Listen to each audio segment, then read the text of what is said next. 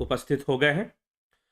तो यह लाइव चर्चा का जो कार्यक्रम है, यह आज अब शुरू होने जा रहा है। थोड़ा विलंब ज़रूर हो गया है, काफ़ी विलंब हो गया है। लगभग आधे घंटे की देर से अचानक कुछ ऐसी कुछ समाचार कुछ आ गया, जिसके कारण कि लाइव मैं तो आ गया था सेट पर लगभग आपके 9:05 पर। मैं यहाँ उपस्थित था, परंतु जो है लाइव शुरू नहीं हो पाया। किसी कारण से अचानक व्यस्तता आ गई और अब जो है व्यस्त नहीं है। पूनम सिंगला जी पूछ रही हैं, क्या आपकी तबीयत ठीक है? बिल्कुल ठीक है जी, तबीयत बिल्कुल ठीक है। लेकिन किसी अन्य व्यवधान के कारण यह लाइव आज थोड़ा-सा देर से शुरू हो रहा है, कोई बात नहीं। अब हम चलते हैं अपने विषय पर। आज का जो विषय है, एक राम अयोध्या के राजा, दूसरे कौन? श्री राम और शिव पर सती का संशय। तो आज हम इस विषय पर चर्चा करने वाले हैं और विषय बड़ा रोचक है। कथा प्रसंगों का प्रवेश होता है। तो गोस्वामी तुलसीदास जी कथा शुरू करते हैं, लेकिन वो पहले बताते हैं कि मैंने जो ये कथा ली है, पहले तो उन्होंने बहुत सारी भूमिका दे दी है, बता दी है, भूमिका में बहुत कुछ लिख दिया है। उन्होंने सबको नमन किया है, सबकी वंदना की है। कथा कहाँ से ले रहे हैं, कथा के प्रसंग ये भी बता दिया है। राम जी का चरित्र अपने दिव्य दृष्टि से लिख रहे हैं, ये भी बता दिया है।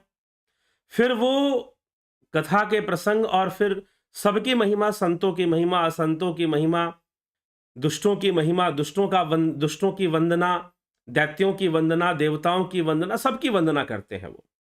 फिर बाद में सबकी वंदना करते हुए वह रामचरितमानस के चरित्रों का की वंदना करते हैं। हनुमान जी, सुग्रीव जी, लक्ष्मण जी, सीता जी, कैकेयी, कौशल्या, सबकी वंदना करते हैं। और फिर बाद में चलकर वह नाम रूप की महिमा करते हैं। नाम की महिमा के राम एक तापस तियतारी, नाम कोटि खल कुमति सुधारी। राम एक तापस तियतारी, नाम कोटि खल कुमति सुधारी।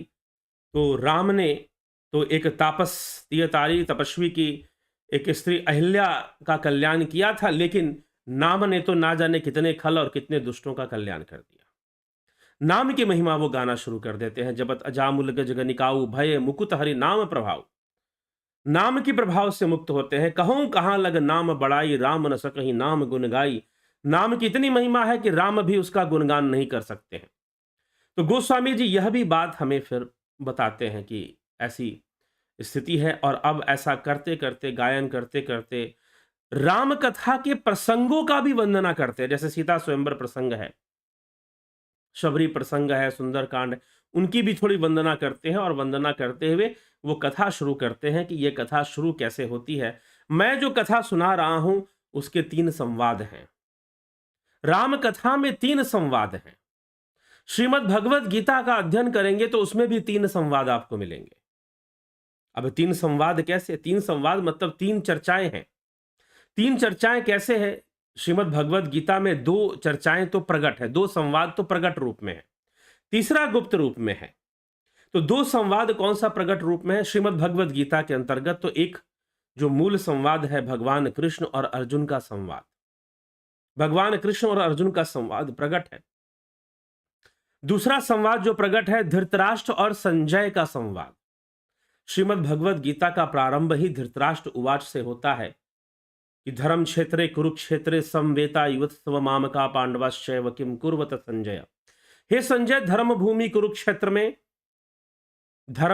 कुरुक्षेत्र में मेरे और पांडवों के पुत्रों ने क्या क्या किया मुझे बताओ। संजय से पूछा जा रहा है और संजय सारी बात सुनाता है।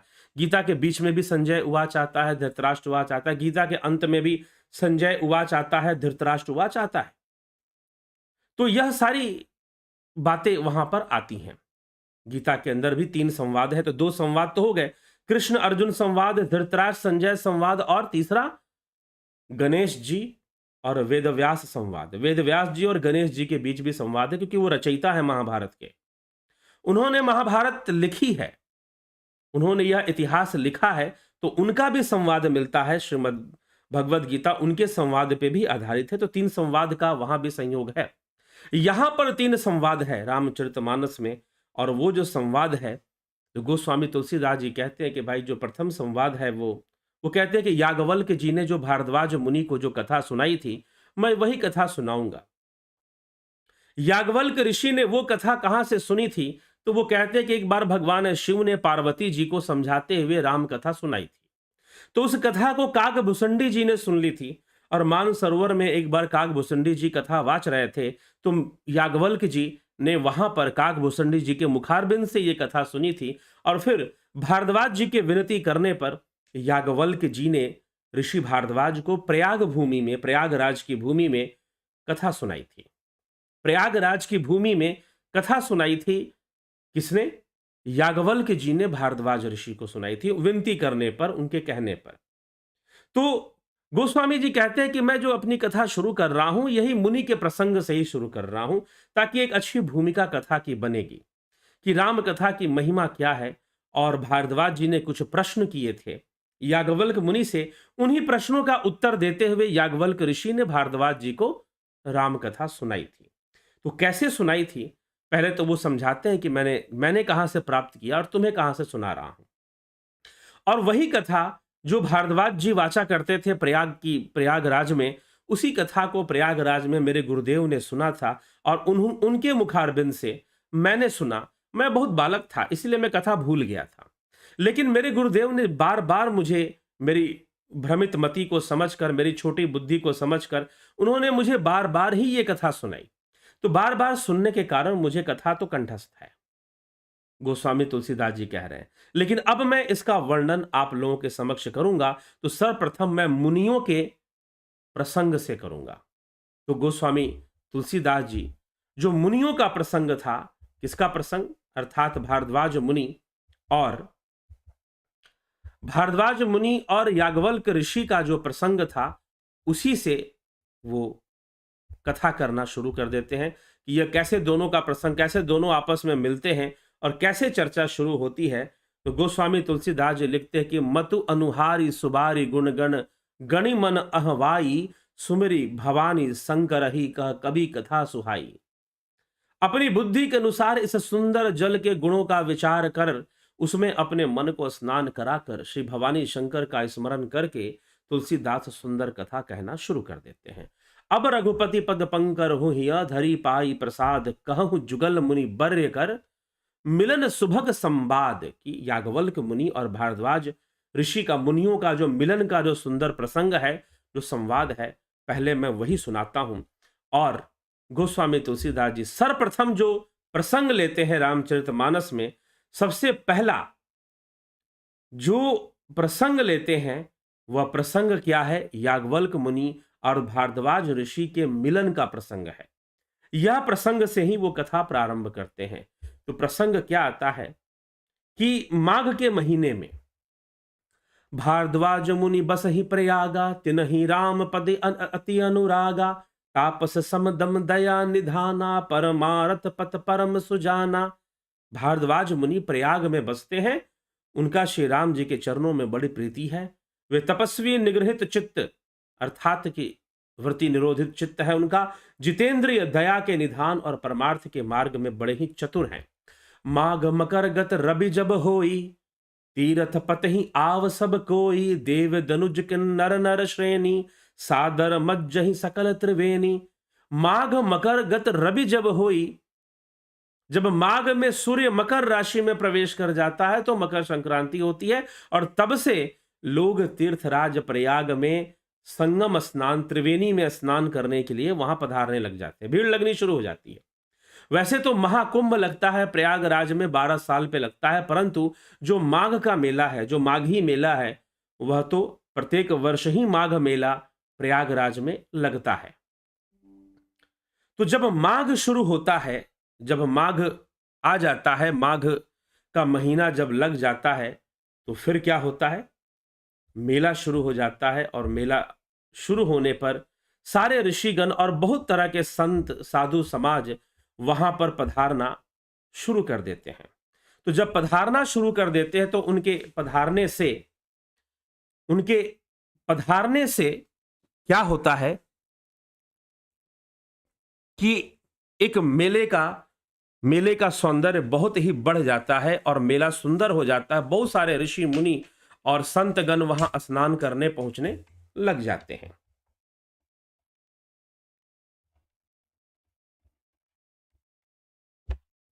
तो ऋषियों के स्नान करने से, क्षमा करें कुछ देर के लिए कैमरा ऑफ करना पड़ा, कोई बात नहीं, अब कथा आगे बढ़ेगी। तो गोस्वामी तुलसीदास जी लिखते कि माघ मकर गत रवि जब होई, तीरथ पतहि आव सब कोई, देव दनुज किन्नर नर श्रेणी, सादर मज्जहि सकल त्रिवेणी। माघ में जब सूर्य मकर राशि में आ जाता है, तब सब लोग तीर्थराज में स्नान करने के उद्देश्य से आते हैं। सब लोग तीर्थराज में स्नान करने के उद्देश्य से आते हैं। देव दनुज, और कौन कौन है? देवता भी हैं उसमें, दैत्य भी है उसमें, किन्नर भी है, मतलब कि हर एक बिरादरी के लोग तीर्थराज प्रयाग में पुण्य अर्जित करने के लिए वहां स्नान करते हैं, दान पुण्य करते हैं, और इस उद्देश्य से लोग आना शुरू कर देते हैं। पूजहि माधव पद जल जाता, परसी अखय बटु हर्ष ही गाता, भारद्वाज आश्रम अति पावन, परम रम्य मुनिबर मन भावन। और उसी प्रयागराज में भारद्वाज ऋषि का मन भावन परम सुंदर आश्रम वहां पर है, अक्षय वट है, जिसका स्पर्श करके सभी पुलकित होते हैं। भारद्वाज जी के आश्रम बहुत ही पवित्र, परम रमणीय और श्रेष्ठ मुनियों के मन को भाने वाला है। तहां होई मुनि ऋषि समाजा, जाहि जे मज्जन तीरथ राजा, मज्जहि प्रात समेत उछाहा, कहीं परस्पर हरि गुण गाहा। तीर्थ राज प्रयाग में जो स्नान करने जाते हैं, उन ऋषि मुनियों का समाज वहां भारद्वाज ऋषि के आश्रम में जुटता है। प्रातः काल सब उत्साह पूर्वक स्नान करते हैं, फिर परस्पर ईश्वर का ध्यान करते हैं। ब्रह्म निरूपण धर्म विधि बरनहि तत्व विभाग, कहीं भगति भगवंत कहे संयुत ज्ञान विराग। वहां पर ब्रह्म चर्चा होती है, ब्रह्म का निरूपण होता है, तत्व ज्ञान की चर्चा होती है, ज्ञान वैराग्य की चर्चा होती है। सारे ऋषि मुनि संत मिलकर वहां पर ऐसी चर्चाएं करते हैं। यही प्रकार इसी तरह से, अर्थात इसी तरह से यह प्रत्येक वर्ष का तो यह नियम था ही, इसी प्रकार यही प्रकार भरी माघ नहाही, पुनि सब निज निज आश्रम जाही, प्रति संबत अति होई आनंदा, मकर मज्जी गवनहि मुनि वृंदा। इसी प्रकार से माघ स्नान करके सभी लोग माघ मास के पूर्ण होने पर प्रयागराज से अपने अपने घर को जाने लगे, अपने अपने आश्रमों को चले जाते हैं। और वही एक बार ऐसा ही हुआ कि सब लोग जब जाने लगे तो एक बार भरी मकर नहाए, सब मुनीश आश्रम सिधाए, जाग बलिक मुनि परम विवेकी, भारद्वाज राखे पद टेकी। सभी ऋषि मुनि जाने लगे तो उन्हीं ऋषियों में, सभी ऋषि मुनि जब जाने लगे तो उन्हीं ऋषियों में कहते हैं कि याज्ञवल्क्य ऋषि भी आए हुए थे। सब जाने लगे तो याज्ञवल्क्य जी भी जाने लगे, तो भारद्वाज जी ने याज्ञवल्क्य जी के चरण पकड़कर उनसे प्रार्थना की कि हे मुनिवर, आप थोड़ी देर के लिए रुक जाइए, हे मुनिवर आप थोड़ी देर के लिए रुक जाइए। तो याज्ञवल्क्य जी से प्रार्थना की कि मुनिवर आप थोड़ी देर के लिए रुक जाइए, तो वो थोड़ी देर के लिए रुकते हैं। और रुकने के बाद भारद्वाज ऋषि क्या कहते हैं, सादर चरण सरोज पखारे, अति पुनीत आसन बैठारे। उनके चरणों को वो अपने हाथों से धोते हैं, पखारते हैं और उनको एक सुंदर आसन पे बैठा देते हैं। करी पूजा मुनि सुजसु बखानी, बोले अतीत पुनीत मृत्युबानी। और फिर उनकी पूजा कर कर फिर कहते हैं, करी पूजा, पूजा करके मुनि याज्ञवल्क्य जी के सुयश का वर्णन किया और फिर अत्यंत पवित्र कोमल वाणी से बोले कि नाथ एक संशय बड़ मोरे, कि मुझे एक बहुत बड़ा संशय है। भारद्वाज ऋषि कहते हैं याज्ञवल्क्य मुनि से कि मुझे एक बहुत बड़ा संशय है। नाथ एक संशय बड़ मोरे, करगत वेद तत्व सब तोरे, कहत सो मोहि लागत भय लाजा, जो न कहूं बड़ होई अकाजा। और मुझे अपना संशय कहने में बहुत लाज लग रही, मुझे शर्म आ रही है। हे नाथ, मेरे मन में बड़ा संदेह है। वेदों का तत्व सब आपकी मुट्ठी में, आप सब जानते हैं, पर उस संदेह को कहते हुए मुझे बड़ी शर्म आ रही है, लाज लग रही है। और यदि नहीं कहता हूं, यदि उस संशय का निवारण ना हो जाए तो बहुत बड़ी हानि होती हुई नजर आती है। इसीलिए मैं अपना संशय आपसे कहना चाहता हूं। संत कहीं असि नीति प्रभु, श्रुति पुराण मुनि गाव, होई न बिमल विवेक उर गुर सन किए दुराव। संत लोग ऐसी नीति कहते हैं कि वेद पुराण तथा मुनि जन भी यही बताते हैं कि गुरु के साथ संशय नहीं छुपाना चाहिए, संशय को गुरु से कह देना चाहिए, तभी संशय का निवारण होता है। अस विचारी प्रगटेऊ निज मोहि, हरहु नाथ करी जन पर छोहू, राम नाम कर अमित प्रभावा, संत पुराण उपनिषद गावा। यही सोचकर मैं अपना अज्ञान प्रकट करता हूं, हे नाथ, सेवक पर कृपा करके इस अज्ञान का नाश कीजिए। संतों, पुराणों और उपनिषदों में राम नाम की असीम प्रभाव का गान किया गया है। अब भारद्वाज ऋषि याज्ञवल्क्य जी से अपना संशय रखते हैं। उनका संशय क्या है? वो कहते हैं कि वेदों में, उपनिषदों, पुराणों में राम नाम की बड़ी महिमा गाई गई है। संतत जपत शंभु अविनाशी, शिव भगवान ज्ञान गुण राशि, आकर चारि जीव जग आही, काशी मरत परम पद लाही। संतत जपत शंभु अविनाशी, शिव जी भी राम नाम का जाप करते हैं।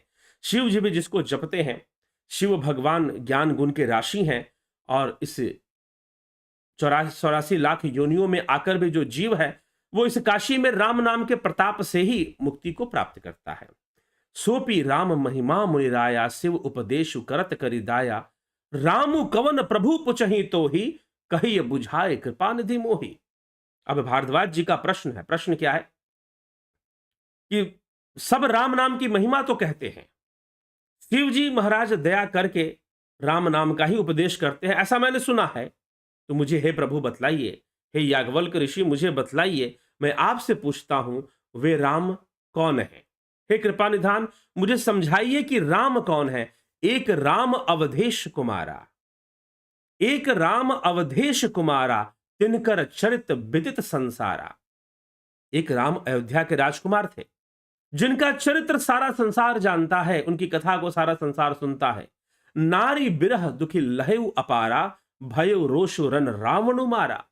जो नारी के विछोह से थोड़ा दुखी होकर रावण का जिन्होंने वध कर दिया था, रण में रावण से युद्ध किया और रावण का वध कर दिया था, वो राम, एक तो वो राम है जो अवधेश कुमार है, अयोध्या के राजकुमार है, और उनका चरित्र लोग कथाओं में सुनाते हैं, उसको मैंने भी सुना है। तो मुझे ये जानना है कि राम कौन है। प्रभु सोई राम की अपर कऊ, जाहि जपत त्रिपुरारी, सत्य धाम सर्वज्ञ तुम, काहू विवेक विचारी। आप अपने विवेक से विचार करके बताइए, क्या राम वही है?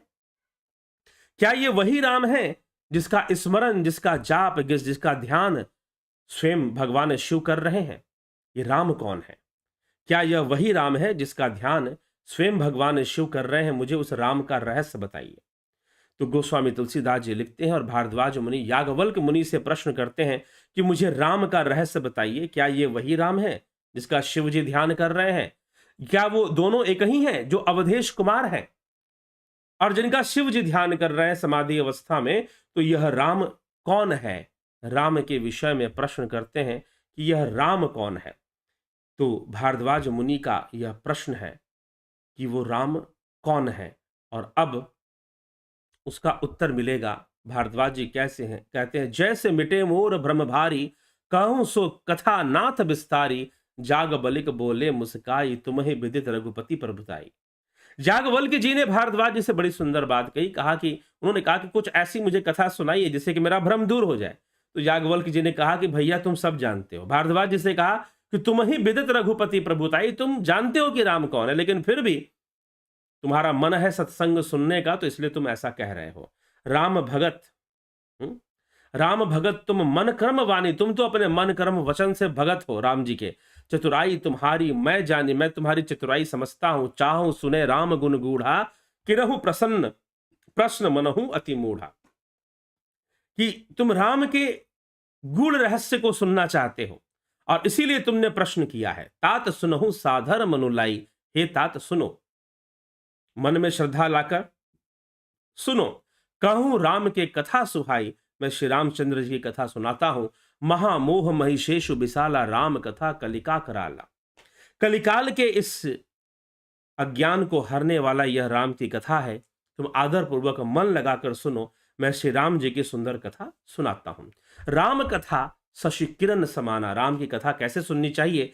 राम कथा शशि किरण समाना, संत चकोर करहि जहि पाना, ऐसे ई संशय किन्न भवानी, महादेव तब कहा बखानी। श्री राम जी की कथा चंद्रमा के किरणों के समान है, जिसे संत रूप चकोर सदा पान करते हैं। ऐसा ही संदेह पार्वती जी ने किया था, तब महादेव जी ने विस्तार से उसका उत्तर दिया था। एक बार संदेह पार्वती जी को हो गया था, तो उन्होंने उत्तर दिया था। लेकिन ये पार्वती जी को कथा सुनाने के पीछे जो कारण था, जो कथा थी, वो क्या थी? तो याज्ञवल्क्य जी बोलना शुरू करते हैं, कहूं सुमति अनुहारी, अब उमा शंभु संवाद। अब उमा शंभु शिव पार्वती संवाद यहां से शुरू होगा। अब मैं शिव पार्वती शुरू करूंगा। भय उस समय जही हेतु जही, सुनी मुनि मिटहि विषाद। जिसको सुनकर मुनियों के विषाद भी दूर हो जाते हैं। और एक बार त्रेता जुग माही, एक बार त्रेता जुग माही, शंभु गए कुंभज ऋषि पाही। संग सती जग जननी भवानी, पूज्य ऋषि अखिलेश्वर जानी। एक बार त्रेता युग में शिव जी अगस्त ऋषि के पास गए माता सती के साथ। माता सती के साथ एक बार शिव जी अगस्त ऋषि के पास गए। उनके साथ जगत जननी भवानी सती जी भी थीं। और ऋषि ने संपूर्ण जगत के ईश्वर जानकर उनका पूजन किया। ऋषि ने संपूर्ण जगत का ईश्वर भगवान भोलेनाथ को समझकर उनका पूजन किया। राम कथा मुनि बरज बखानी, सुनी महेश परम सुखी मानी। ऋषि पूछी हरि भगति सुहाई, कही शंभु अधिकारी पाई। मुनिवर अगस्त जी ने कुंभज ऋषि के आश्रम में, कुंभज ऋषि कौन है? उन्हीं के नाम पर तो कंभ रामायण है। कुंभज ऋषि, कुंभज, अब इसके पीछे थोड़ा सा हम और इतिहास जान लें तो बेहतर रहेगा। कुंभज ऋषि, अगस्त मुनि का जन्म कुंभ से हुआ था, इसलिए उनका नाम कुंभज ऋषि है। यहां पर जो कथा शुरू हो रही है वो शिव और सती की हो रही है। देवी के दो जन्मों की कथा आती है, एक सती की दक्ष पुत्री सती के रूप में और हिमाचल पुत्री पार्वती के रूप में। तो यह पहले जन्म की कथा है, जहां पर शिव और सती का संशय दूर करने के लिए, सती का मन अशांत हो गया था, तो सती के मन को शांत करने के लिए भगवान शिव माता सती को लेकर अगस्त मुनि के आश्रम में पहुंचते हैं। कथा कहती है कि वो अगस्त मुनि के आश्रम में पहुंचते हैं और यहां से शिव शंभु भवानी संवाद जो है प्रारंभ होता है। कहत सुनत रघुपति गुण गाथा, कछु दिन तहां रहे गिरिनाथा। मुनि सब बिदा माग त्रिपुरारी, चले भवन संग दक्ष कुमारी। कि दक्ष कुमारी अर्थात सती को ही दक्ष कुमारी यहां पर गोस्वामी जी लिख रहे हैं कि रघुनाथ जी के गुणों की कथाएं कहते सुनते कुछ दिन तक शिव जी और माता सती अगस्त मुनि के आश्रम में ही निवास करते हैं। फिर मुनि से विदा मांगकर शिव जी दक्ष कुमारी सती जी के साथ अपने घर कैलाश पर चल पड़ते हैं। तेही अवसर भंजन महिभारा, हरि रघुवंश लिन्न अवतारा। पिता बचन तज राज उदासी, दंडक बन विचरत अविनाशी। उन्हीं दिनों पृथ्वी का भार उतारने के लिए भगवान श्री नारायण श्री हरि ने रघुवंश अवतार लिया था, रघुवंशी बनकर अवतार लिया था। वे अविनाशी भगवान उस समय पिता के वचन से राज्य का त्याग करके तपस्वी या साधु वेश में दंडक वन में ही विचर रहे थे। हृदय विचारत जात हर, कही विधि दर्शन होई। गुप्त रूप अवतरहूं प्रभु, गए जान सब कोई। शिव जी हृदय में विचारते जा रहे, भगवान के दर्शन उनको हो गए और प्रभु ने गुप्त रूप से अवतार लिया है। शिव जी ये बात जान गए तो सब लोग जान ही जाएंगे एक ना दिन, ऐसा शिव जी का विचार है। शंकर उर अति क्षोभ सती, न जान ही मर्म सोई। तुलसी दर्शन लोभ मन, डरू लोचन लालची। श्री शंकर जी के हृदय में इस बात को लेकर बड़ी खलबली उत्पन्न होगी, परंतु सती जी इस भेद को नहीं जानती थी। तुलसीदास कहते हैं कि शिव के मन में डर था, परंतु दर्शन के लोभ से उनके नेत्र ललचा रहे थे, वो दर्शन करना चाहते थे। रावण मरन मनुज कर जाचा, प्रभु विध बचनो किन्न जह साचा। जो नहीं जाऊं रही पछतावा, करत विचारु न बनत बनावा। रावण ने ब्रह्मा जी से अपनी मृत्यु मनुष्य के हाथ मांगी थी। ब्रह्मा जी के वचनों को प्रभु सत्य करना चाहते थे, मैं जो पास नहीं जाता तो बड़ा पछतावा रह जाएगा। इस प्रकार शिव जी विचार करके, परंतु कोई भी युक्ति ठीक नहीं बैठती थी, फिर भी वो श्री राम जी के पास जाते हैं। और श्री राम जी के पास की उसी समय नीच रावण ने जाकर मारीच को साथ लिया और वह मारीच तुरंत कपट मृग बन गया था। मतलब छोटी सी कथा वो सुनाते हैं। और उसी समय भगवान राम जो है सीता जी को ढूंढते हैं। किस प्रकार? करी छलु मूल हरि बै देही, प्रभु प्रभाव तस विदित न तेहि। मृग बदि बंधु सहित हरि आए, आश्रमहु देखी नयन जल छाए। मूर्ख रावण ने छल करके सीता जी को उस समय हर लिया था और रामचंद्र जी वास्तविक प्रभाव का कुछ भी पता न था। मृग को मारकर भाई लक्ष्मण सहित हरि आश्रम में आए और हरि आश्रम को खाली देखकर उनके नेत्रों में आंसू आ गए। बिरह बिकल नर इव रघुआई खोजत विपिन फिरद दो भाई कबहू जोग वियोग न जाके देखा प्रकट बिरह दुखिता के। कि राम जी मनुष्यों की भांति विरह से व्याकुल हैं। अब राम जी यहां लीला कर रहे हैं, सीता जी का हरण हो चुका है, मारिच जो है स्वर्ण मृग का रूप धारण करके आया और इस प्रकार से छल किया और मारिच को भगवान राम ने मारा और लक्ष्मण भी वहां पर पहुंच जाते हैं और वहां आश्रम में कुटिया में कोई नहीं होता। रावण छल से सीता जी का हरण कर लेता है और बिरह बिकल नर इव रघुराई, और जो रघुराई हैं, जो राम जी हैं, वो बिरह में व्याकुल हैं, अद्भुत लीला कर रहे हैं। कबहू जोग वियोग न जाके देखा प्रगट बिरह दुखिता के। जिनको कभी संयोग वियोग नहीं होता, आज वह भी वियोग में व्याकुल होने की लीला कर रहे हैं। अति विचित्र रघुपति चरित जान ही परम सुजान जे मति मंद विमोह बस हृदय धर ही कछुआन। रघुनाथ जी का चरित्र बड़ा विचित्र है, बड़ा संशय उत्पन्न करने वाला है। जो स्वयं अनंत शयनम है, वो भला दुखी कैसे हो सकते हैं, वो भला विछोह में कैसे आ सकते हैं, व्याकुल कैसे हो सकते हैं। जो मंद बुद्धि है वे तो विशेष रूप से मोह के वश होकर हृदय में कुछ दूसरी ही बात समझ बैठेंगे। अगर इस लीला को कोई देख ले तो उसे संशय हो जाए जो मंद बुद्धि है। शंभु समेत ही राम ही देखा उपजा ही अति हर्ष विशेषा भरी लोचन छवि सिंधु निहारी कुसुमय जानी न किन्ह चिन्हारी। श्री शिव जी ने जब राम जी को देखा तो उनके हृदय में बहुत आनंद उत्पन्न हुआ और उन शोभा के समुद्र को शिव जी ने नेत्र भरकर देखा, परंतु अवसर ठीक ना जानकर परिचय नहीं किया, मतलब आमने सामने नहीं गए कि भाई ये ठीक नहीं है। यदि मैं इस समय राम जी के लीला में व्यवधान करूंगा तो वो उचित नहीं होगा। वो व्यवधान कर रहे हैं तो यह बिल्कुल उचित नहीं होगा कि मैं उनसे परिचय करूं, उनसे जाऊं, मिलूं और परिचय करूं, यह कहीं भी सही नहीं होगा। इसलिए भगवान शिव निश्चय करते हैं कि मैं राम जी से मिलने नहीं जाऊंगा, और ऐसा कर वह उनका दर्शन करते हैं। जय सचिदानंद जग पावन अस कहि चले मनोज न सावन चले जात शिव सती समेता पुनि पुनि पुलकत कृपा निकेता। जगत को पवित्र करने वाले सचिदानंद की जय हो। जय सचिदानंद, जय सचिदानंद। भगवान शिव ने श्री रामचंद्र जी को प्रणाम करते हुए दूर से ही आकाश मार्ग से जा रहे वहीं से प्रणाम कर लिया और इस प्रकार कहकर कामदेव का नाश करने वाले श्री शिव जी चल पड़े और कृपा निधान शिव जी बार बार आनंद से पुलकित होते हुए सती जी के साथ चले जा रहे हैं। देवी सती साथ में है और दूर से ही उन्होंने राम जी को प्रणाम किया और कहा कि भाई चलो, अब चल पड़े। उनकी लीला है और उनकी लीला में व्यवधान नहीं करना चाहिए। उनसे परिचय भी नहीं किया और वहां से जय सच्चिदानंद बोल के चल पड़े। और जब चल पड़े, जब जय सच्चिदानंद ऐसा सुना, देवी सती ने सती सुदशा शंभु कह देखी। अब सती ने शंभु की दशा देखी, इतने भावुक होए पड़े हैं, इतने प्रेम से भरे पड़े हैं, ऐसी कौन सी बात हो गई। सती जी ने शंकर जी की वह दशा देखी। उर उपजा संदेह विशेषी, सती ने सती सो दशा शंभु कह देखी। उर उपजा संदेह विशेषी, शंकर जगत बंध जगदीशा। सुर नर मुनि सब नावत शीशा। सती के मन में प्रश्न उठ पड़ा। सती के मन में प्रश्न आया कि भाई ये कौन सी बात हुई। शंकर जी की वह दशा, वो भावपूर्ण दशा, मन में बड़ा संदेह उत्पन्न हो गया। और शंकर जी तो सारा जगत शंकर जी की वंदना करता है, यही जगदीश है।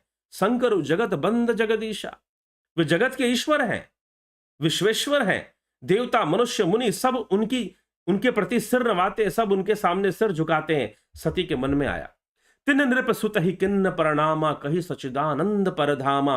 भय मगन छवि तासु बिलोकी अजहु प्रीति उर रहती न रोकी। उन्होंने एक राजपुत्र को सचिदानंद परधाम कहकर प्रणाम किया। मतलब राम जी तो राजकुमार थे, राजपुत्र थे, फिर उनको सचिदानंद परधाम कह के क्यों प्रणाम किया। उसकी शोभा देखकर वे इतने प्रेम मग्न हो गए, अब तक उनके हृदय में प्रीति रोकने से भी नहीं रुकती। ऐसा कौन सी बड़ी बात है इस वन में घूमने वाले इस राजपुत्र में, ऐसी कौन सी बात है कि उसको ये सचिदानंद कह रहे हैं, प्रणाम कर रहे हैं। ब्रह्म जो व्यापक बिरज अज अकल अनीह अभेद, सो की देह धरी होई नर जाहि न जानत वेद।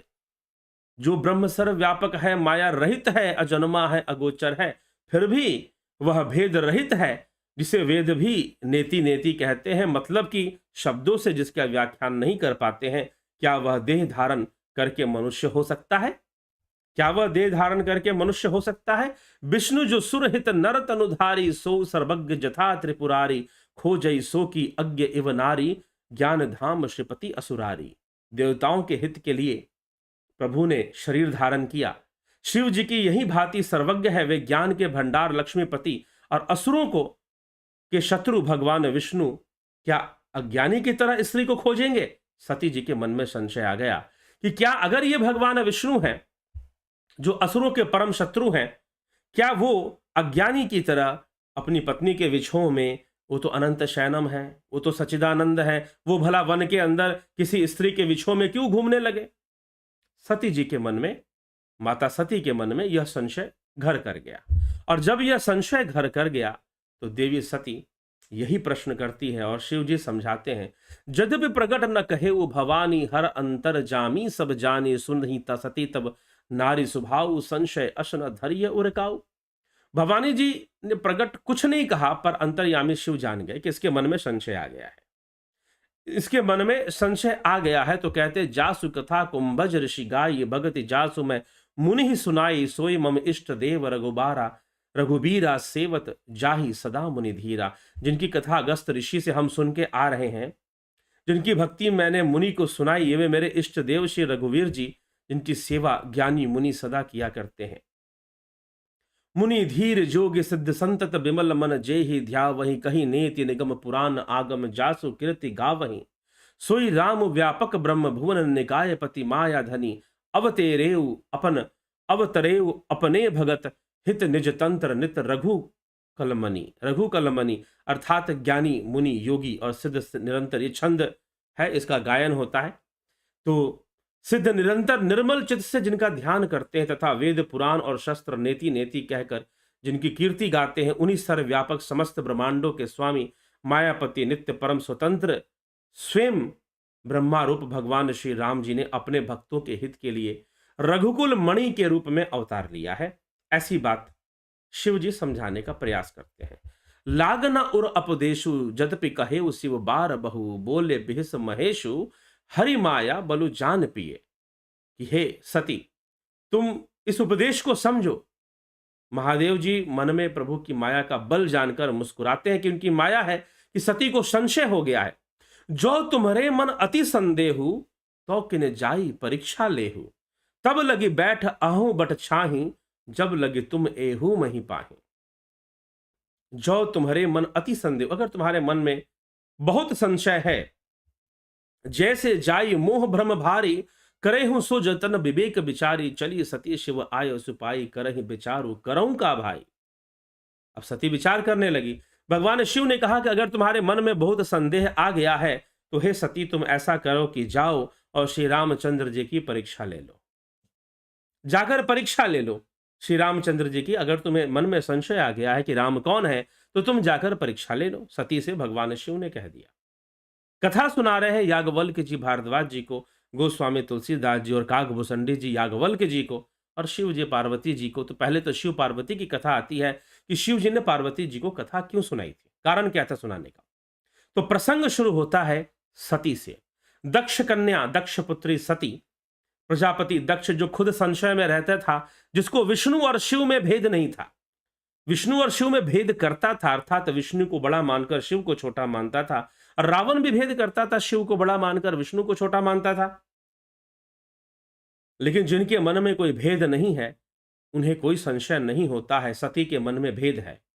सती के मन में संशय है कि भाई जगदीश्वर तो स्वयं, विश्वेश्वर तो स्वयं भगवान भोलेनाथ हैं, सारे देवता सारे ऋषि मुनि इनके सामने सिर झुकाते हैं, तो फिर ये दूसरा भगवान कहां से आ गया। और रही बात भगवान विष्णु की, तो उनका वैकुंठ तो बड़ा सुंदर है, उनके पास तो साक्षात लक्ष्मी जी हैं, वो तो मायापति हैं, अनंत शयनम है, उन्हें किस चीज की कमी। वो भला इस प्रकार से व्याकुल होकर विलाप करते हुए जंगल में भटकते हुए क्यों दिखाई देंगे। सती जी के मन में संशय आ गया। संशय आया, शिव जी ने कहा कि संशय नहीं करना चाहिए, संशय बहुत खतरनाक चीज होती है। संशय सर्प ग्रसेहु मोहिताता, दुख लहरी कुतर्क बहुब्राता। संशय सर्प कागभूषणी, ये उत्तरकांड में ही आता है, ये बालकांड उत्तरकांड अंत है। संशय सर्प ने जिसको डस लिया तो वो हमेशा अशांत रहेगा, दुखी रहेगा। और सती की शांति भंग हो चुकी है, वो दुखी हो चुकी हैं कि ये शिव जी ने किसको प्रणाम किया, शिव जी ने क्यों किसी को सच्चिदानंद कहा और क्यों प्रणाम किया और क्यों भाव विभोर हो गए। मुझे विश्वास नहीं होता, मुझे विश्वास नहीं होता कि ये सच्चिदानंद भगवान है, ये स्वयं भगवान है, विष्णु है, ये नारायण है, ये श्री हरि है, मुझे विश्वास नहीं हो रहा है। सती के मन में संशय आ गया, लेकिन ये संशय श्री रामचंद्र जी पर था। आज का टाइटल है श्री रामचंद्र और शिव जी पर संशय।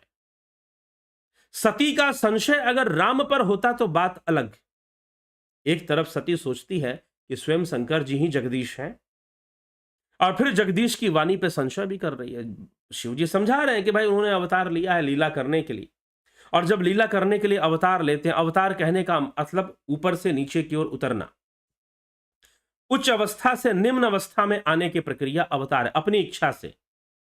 तो श्री रामचंद्र जी ने अवतार लिया है जगत कल्याण के लिए, तो वो नर के देह की मर्यादा में बंधे हुए हैं और नर देह की मर्यादा में ही सारे कर्म कर रहे हैं।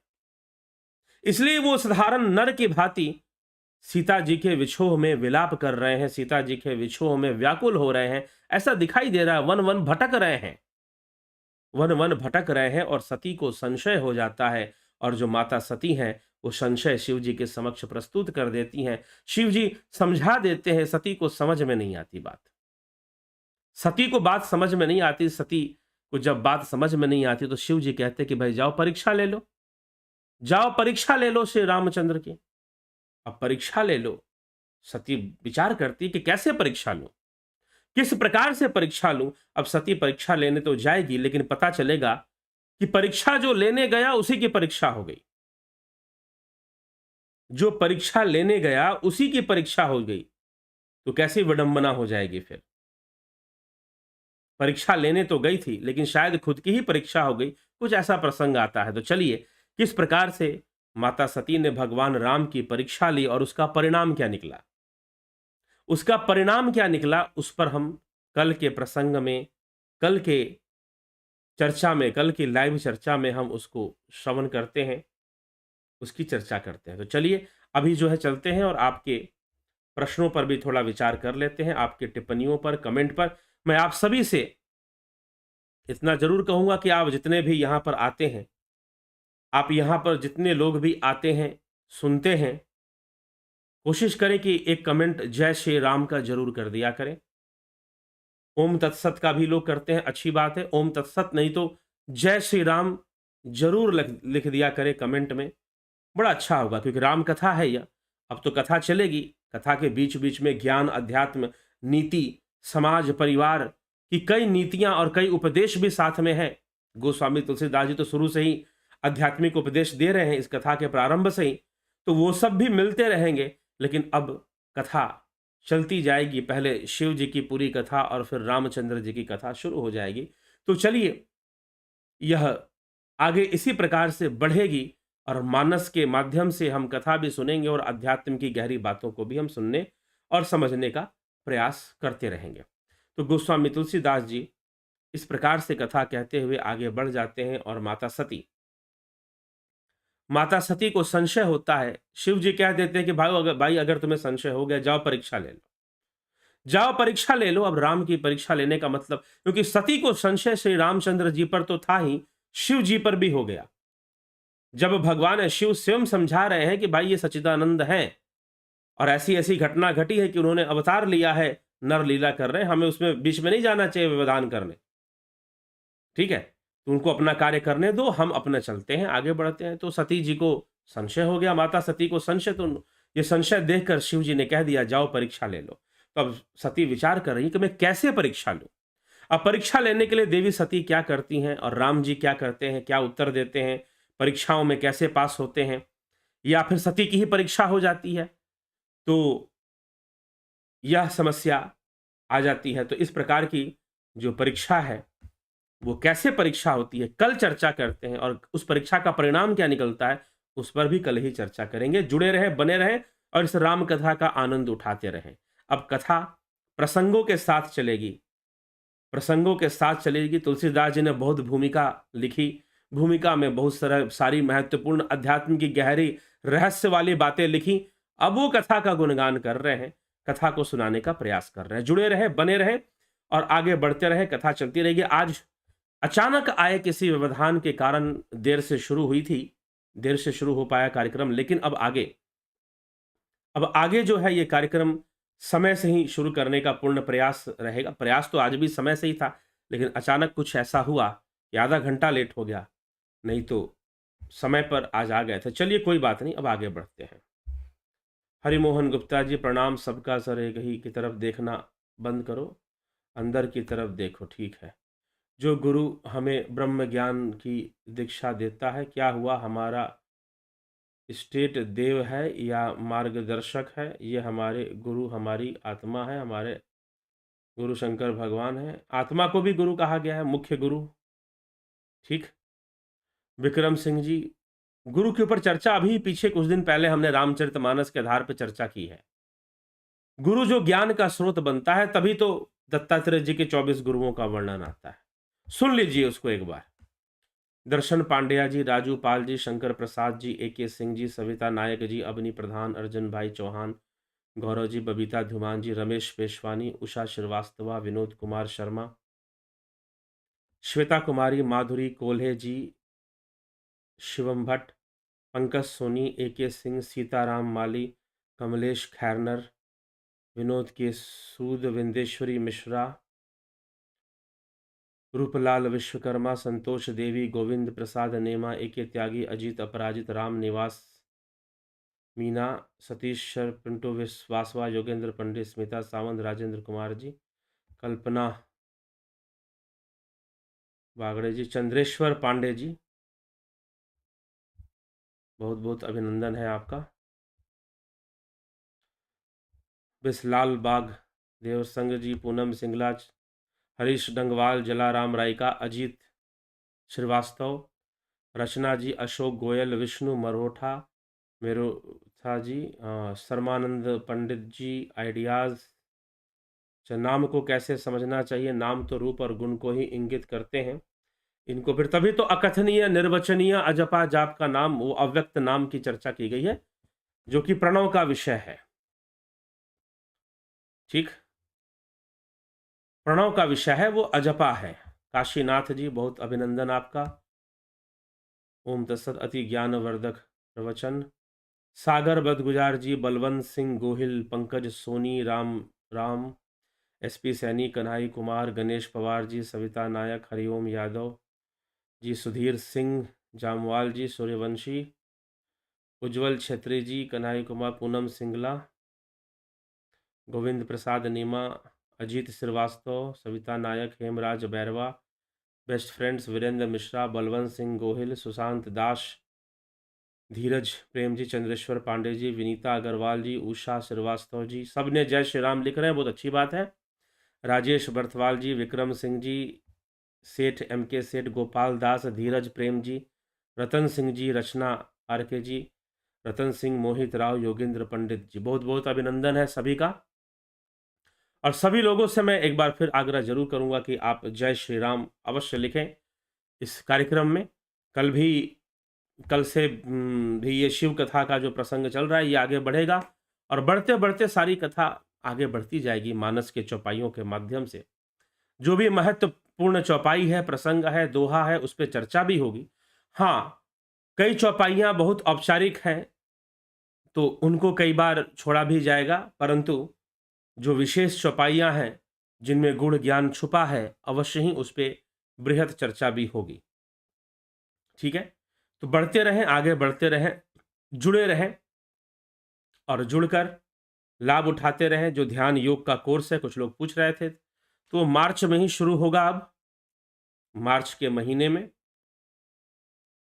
संभवतः 14 मार्च से उसका आपको डिटेल मिल जाएगा, और प्राकृतिक चिकित्सा का भी कोर्स उस टाइम पर ही शुरू होगा। ठीक है, तो धीरज प्रेम जी, जयेश पटेल जी,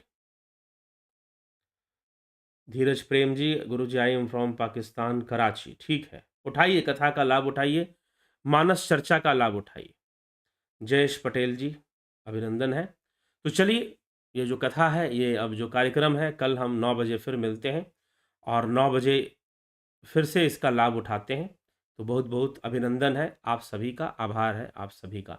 जुड़े रहें और शेयर भी कर दें, आपको लगता है कि हाँ, ये कार्यक्रम श्रेष्ठ है, तो निश्चय ही आप इसको शेयर भी करें और शेयर कर लोगों तक पहुँचाएँ और उनको जुड़ने के लिए भी कहें। अशोक श्रीवत्स जी, बहुत-बहुत अभिनंदन है।